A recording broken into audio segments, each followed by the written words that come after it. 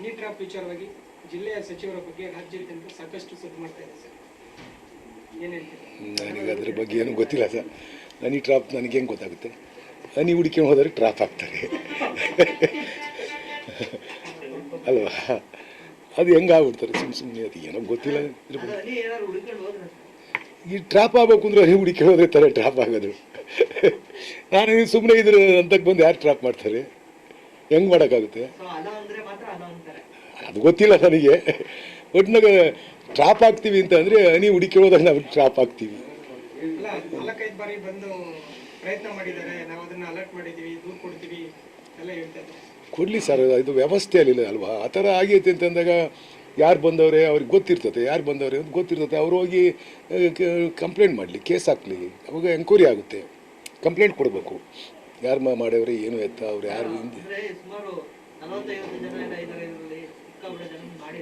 ಹಂಗೆ ಪೂರ ಮಾಹಿತಿ ಐತೆ ಅವ್ರಿಗೆ, ಕೊಡಲಿ ಕಂಪ್ಲೇಂಟ್. ತಿಂತಾರೆ ಅವರೇ 40-50 ಜನ ಐತೆ ಅಂತಂದ್ರೆ ಪೂರ ಮಾಹಿತಿ ಐತೆ, ಅದನ್ನು ಕೊಡ್ಬೋದಲ್ಲ.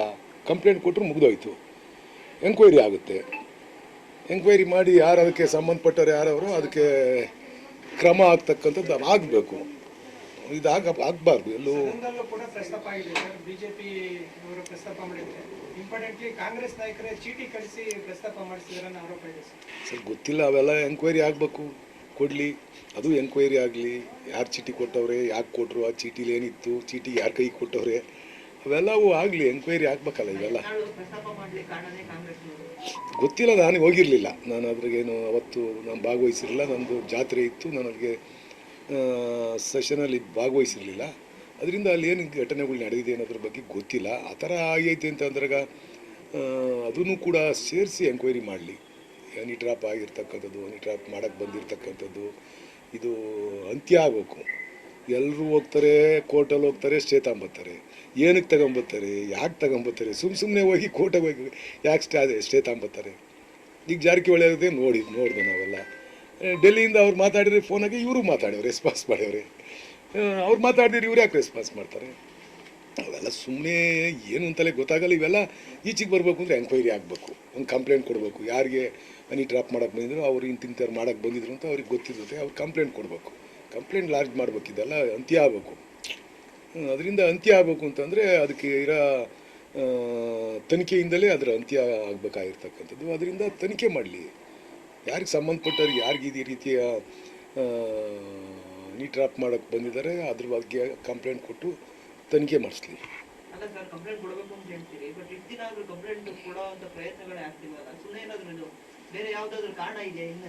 ಗೊತ್ತಿಲ್ಲ ಸರ್, ಇದು ಗೊತ್ತಿಲ್ಲ. ಅದ್ರ ಬಗ್ಗೆ ನನಗೇನು ಗೊತ್ತಿಲ್ಲ. ಅದು ಯಾರು ಮಾಡ್ತಾವ್ರೆ ಅವ್ರನ್ನೇ ಕೇಳಬೇಕು. ನನಗೆ ಅದ್ರ ಬಗ್ಗೆ ಹೆಂಗೆ ಗೊತ್ತಿರ್ತದೆ? ಈಗ ನನ್ನ ಮನಸ್ಸಲ್ಲಿ ಏನೈತೆ ಅಂತ ನಿಮ್ಗೆ ಹೆಂಗೆ ಗೊತ್ತಿದೆ? ನಾನು ನಿಮ್ಮ ಮೀಡಿಯಾ ಮುಂದೆ ಕೂತಿದ್ದೀನಿ, ನಿಮಗೂ ಏನು ಹೇಳಬೇಕು ಅದು ಹೇಳಿರ್ತೀನಿ. ನನ್ನ ಮನಸ್ಸು ಒಳಗಡೆ ಏನಿರುತ್ತೆ ಅಂತ ಯಾರಿಗೆ ಗೊತ್ತಿರ್ತದೆ ಭಾವನೆಗಳು. ಅದರಿಂದ ಇದೆಲ್ಲ ಅಂತ್ಯ ಆಗಬೇಕು. ಇದೊಂಥರ ರೆಗ್ಯುಲರಾಗೆ ಪ್ರಚಾರ ಆಗ್ತಾ ಬರ್ತಾಯಿದೆ. ಅಲ್ಲಿ ಮಾಡಿರು, ಇವ್ರು ಮಾಡಿರು, ಫ್ಯಾಕ್ಟ್ರಿ ಐತೆ, ಕಾಂಗ್ರೆಸ್ನಲ್ಲೇ ಮಾಡ್ತಾರೆ. ಇವೆಲ್ಲ ಎಲ್ಲೋ ಒಂದು ಕಡೆ ತಾರ್ಕಿಕ ಅಂತ್ಯ ಕಾಣಬೇಕು ಅಂತಂದರೆ ಒಂದು ಸರಿ ಇವ್ರು ಕಂಪ್ಲೇಂಟ್, ಯಾರು ಹನಿ ಟ್ರಾಪ್ ಒಳಪಟ್ಟವರೋ ಅವ್ರಿಗೆ ಕಂಪ್ಲೇಂಟ್ ಕೊಡಬೇಕು.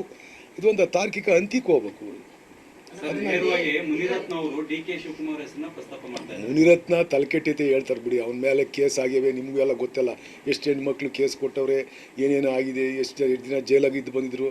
ಅವ್ರಿಗೆ ಬುದ್ಧಿ ಭ್ರಮಣೆ ಆಗಿ ಆ ಥರ ಹೇಳ್ತಾರೆ. ಡಿ ಕೆ ಶಿವಕುಮಾರ್ ಮೇಲೆ ಹೇಳ್ತಾರೆ. ಡಿ ಕೆ ಶಿವಕುಮಾರ್ ಯಾಕೆ ಮಾಡೋಕ್ಕೆ ಹೋಗ್ತಾರೆ ಇವ್ರಿಗೆ?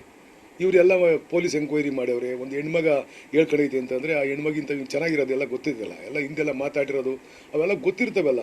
ಸುಮ್ಮನೆ ನಾವು ಮೀಡಿಯಾದ ಒಂದು ಹೇಳೋದು, ಹಿಂದೊಂದು ನಮ್ಮ ನಡವಳಿಕೆ ಹೊಂದಿರೋದು ಎಷ್ಟು ಚೆನ್ನಾಗಿರುತ್ತೆ. ಅದು ಎಷ್ಟು ಚೆನ್ನಾಗಿರುತ್ತೆ ಸರ್. ಯಾರು CM ಆಗ್ತಾರೆ, ಯಾರು ಮಂತ್ರಿ ಆಗ್ತಾರೆ, ಅದು ನಮ್ಮ ಪಕ್ಷದ ಹೈಕಮಾಂಡು ಡಿಸೈಡ್ ಮಾಡ್ತಕ್ಕಂಥದ್ದು. ಅದಕ್ಕೋಸ್ಕರನ ಇವೆಲ್ಲ ಮಾಡಿಬಿಟ್ಟು CM ಆಗೋಕ್ಕಾಗುತ್ತಾ? ಇವ್ರಿಗೆ ವರ್ಚಸ್ಸು ಹೋಗಲ್ವಾ? ಇವೆಲ್ಲ ಸುಮ್ಮನೆ ಹೇಳೋಕ್ಕೆ ಯಾವುದೋ ಒಬ್ಬ ವ್ಯಕ್ತಿತ್ವ ಹರಣ ಮಾಡೋಕ್ಕೋಸ್ಕರ ಮಾಡ್ತಕ್ಕಂಥ ಅಪಾದನೆಗಳು ಬಿಟ್ಟರೆ ಇದ್ರಾಗ ಯಾವುದೂ ಸತ್ಯ ಇಲ್ಲ.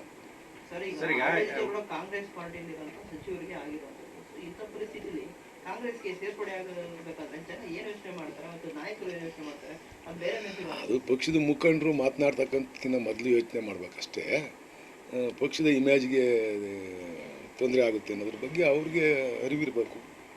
ಇಲ್ಲ ಅವರು ಸಂಬಂಧಪಟ್ಟಿರ್ತಕ್ಕಂಥ ಮುಖ್ಯಮಂತ್ರಿಗಳಿಗೆ, ಅವರು ಹೋಮ್ ಮಿನಿಸ್ಟ್ರಿಗೆ, ಮುಖ್ಯಮಂತ್ರಿಗಳಿಗೆ ಕಂಪ್ಲೇಂಟ್ ಕೊಟ್ಟು ಎಂಕ್ವೈರಿ ಮಾಡಿಸ್ಬೋದಾಗಿತ್ತು. ಅದನ್ನು ಹೌಸಲ್ಲಿ ಚರ್ಚೆ ಮಾಡ್ತಕ್ಕಂಥದ್ದು ಏನು ಅಷ್ಟು ಸಮಂಜಸ ಅಲ್ಲ ಅಂತ ನಾನು ಭಾವಿಸ್ತೇನೆ. ಸರಿ, ಮಾಡಿ ಶಾಸಕ ಮಾಜಿ MLA ಮಂಜುನಾಥ್ ಅವರು ಇರ್ತಕ್ಕಂಥ 224ರಲ್ಲಿ 227 ಜನ ಹನಿ ಟ್ರಾಪ್ಗೆ ಆಗಿದ್ದಾರೆ ಅಂತ ಹೇಳ್ತಿದ್ದಾರೆ ನಿನ್ನೆ.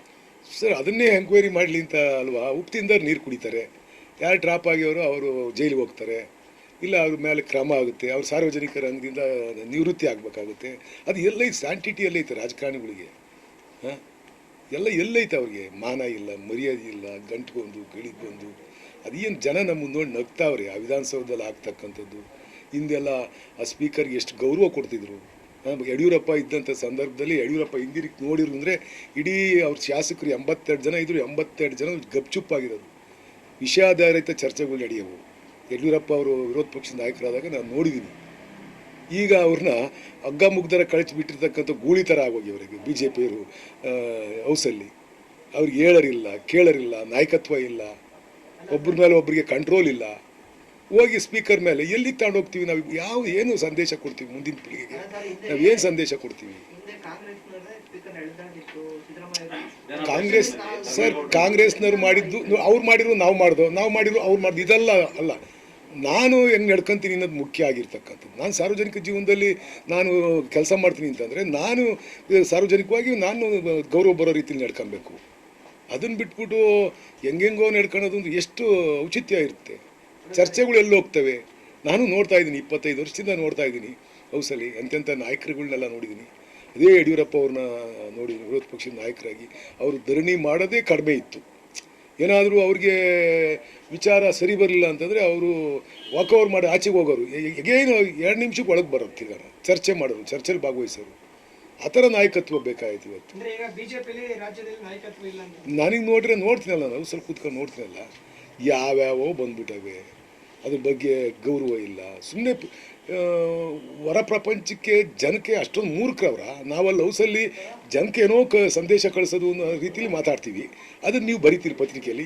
ಓದ್ಬಿಟ್ಟು ನಮ್ಮ ಆಟಗಳು ಗೊತ್ತಾಗಲ್ವ ಜನಕ್ಕೆ, ಸಾರ್ವಜನಿಕರಿಗೆ ಗೊತ್ತಾಗಲ್ವ? ನಮಗಿನ್ನ ಬುದ್ಧಿವಂತರವ್ರಿ ಜನ. ನಾವು ಏನೋ ಮೆಸೇಜ್ ಅಲ್ಲಿಂದ ಕಳಿಸ್ಬಿಟ್ಟು ಅಂತ ಅಂದ್ಬಿಟ್ಟು ಜನ ಅದರಿಂದ ಏನು ಬದಲಾವಣೆ ಬಯಸಲ್ಲ ಜನ. ನಮ್ಮ ಆಟಿಟ್ಯೂಡಿಂದ ನೋಡ್ತಾರೆ ಅವರು. ನೋಡಿ ನಮ್ಮನ್ನೆಲ್ಲ ನಿರ್ಧಾರ ಮಾಡ್ತಕ್ಕಂಥದ್ದು ಜನ. ಯಾಕೆ ನಾನು ಹೋದ್ರಲ್ವೇನ್ರಿ ಹನಿ ಟ್ರಾಪ್ಗೆ? ಹೆಂಗಾಗುತ್ತಪ್ಪ ನನಗೆ? ಈಗ ನಾನು ಯಾವುದನ್ನ ಹೆಣ್ಮಗು ಮಾತಾಡಿಸಿ ಬತ್ತಿಯ ಕರೆದ್ರೆ, ಇಲ್ಲ ಅಲ್ಲಿಗೆ ಬಾ ಅಂದರೆ ಇಲ್ಲಿಗೆ ಬಾ ಅಂತಂದರೆ ನಾನು ಹನಿ ಟ್ರಾಪ್ ಮಾಡ್ತಾರೆ ಅಲ್ವಾ? ಅವೇನು ಗೊತ್ತೇ ಇಲ್ಲ ಸರ್ ನನಗೆ. ಅದ್ರ ಗೊತ್ತಿಲ್ಲ ನನಗೆ, ಅದೇನು ಗೊತ್ತಿಲ್ಲ. ನೀವು ನನ್ನ ಕೇಳಿದ್ ಕೇಳ್ತಾ ಇದ್ದೀರಿ ಅಷ್ಟೇ. ನಿಮ್ಗಾಗಿಲ್ವಾ ಅಂದಿದ್ದು ಕೇಳ್ತಾ ಇದ್ದೀರಿ.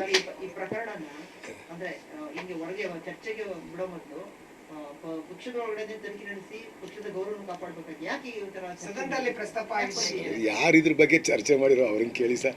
ನನಗೇನು ಗೊತ್ತಿರುತ್ತೆ ಸರ್? ನಾನು ಅಷ್ಟು ಮಟ್ಟಕ್ಕೆ